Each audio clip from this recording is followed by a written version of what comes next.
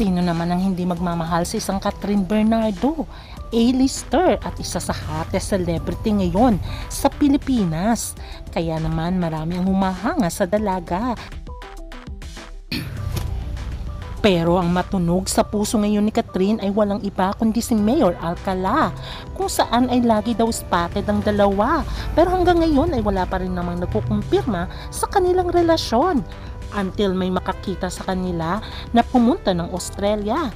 Unang nakita at pinost ang larawan ni Catherine going to Australia. At sumunod daw itong si Mayor Alcala ng Lucena City. Ano kaya ang masasabi ni Daniel Padilla at Alden Richards dito? Na isa sa malapit sa puso ni Catherine? Sino kaya ang pipiliin ni Catherine? Wala na bang pag-asa si Daniel sa kanya? At ganun din si Alden, hanggang promo na lang ba ang kanilang relasyon dati? Maitatanggi pa kaya ni Catherine ang balibalita na pumunta sila ng Australia ni Mayor Alcala? Ating alamin kung ano ang reaksyon ni Daniel Padilla dito.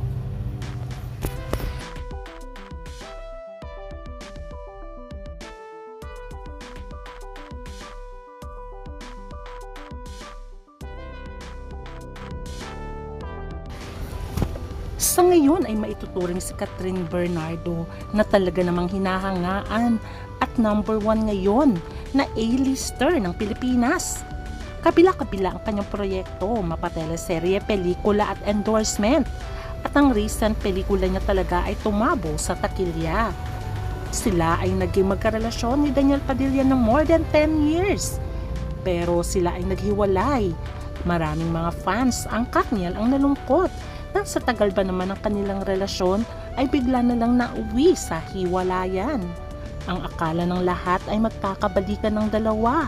Pero unfortunately, tinuldukan na ng tuluyan ni Catherine ang kanilang relasyon. After Daniel Padilla ay dumating sa buhay niya si Alden Richards. At nagkaroon nga sila ng blockbuster movie na Hello Love, Goodbye, kung saan ay minahal sila ng masa at tinawag silang cat din ng mga fans. Kaya naman gumawa muli sila ng sequel na Hello Love Again, kung saan ito ang number 1 blockbuster movie of all time sa mundo ng pelikulang Pilipino. Akala ng lahat ay mauuwi sa totohanan ang relasyon ni Alden at Catherine dahil napaka-sweet ng dalawa. At aminado naman si Alden na talaga namang hinahangaan niya ang dalaga. Unfortunately, after the promo ay wala nang narinig tungkol sa kanila at mukhang nag-iiwasan pa nga ang dalawa.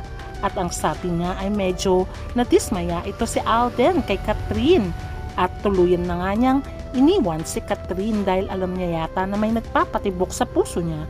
Ito ay walang iba kundi si Mark Alcala ng Lucena City. Tal naman nang nachichismis na minsan spotted ang dalawa kahit sa restaurant pero walang nagkukumpirma kung ano talaga ang estado ng relasyon ng dalawang ito. Until maispatan sila sa NAIA kung saan ay papunta si Catherine sa Australia. May nagpost dito na nakaitim pa nga si Catherine at todo face mask with eyeglass. Meron pa nga nagsabi sa NAIA na si Catherine, sabi nga nila ganoon. At halata naman si Catherine yun dahil may mga post siya na naka-face mask siya at naka-eyeglass kung saan nga ay nilalaro pa nga niya ang kanyang aso. At ito nga ang attire ni Catherine, ang eyeglass at face mask na obvious na siya ang papuntang Australia. At sumunod din daw itong si Mark Alcala sa kanya. Sabi nga ng mga netizens ay wala talagang maililihim, lalong-lalo na ay very popular na politician at the same time celebrity itong si Catherine Bernardo. Talagang nakatutok ang mga mata sa kanila.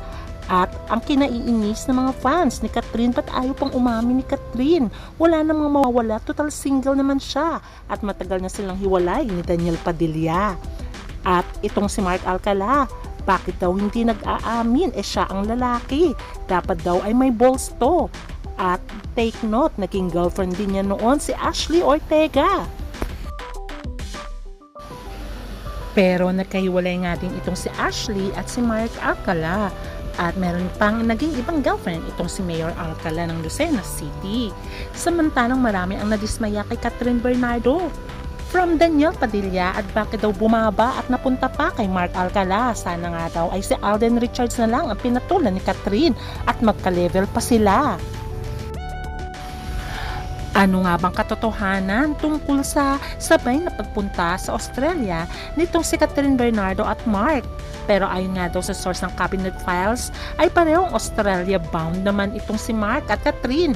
Pero si Catherine ay papunta daw ng Melbourne samantalang itong si Mark ay sa Sydney naman.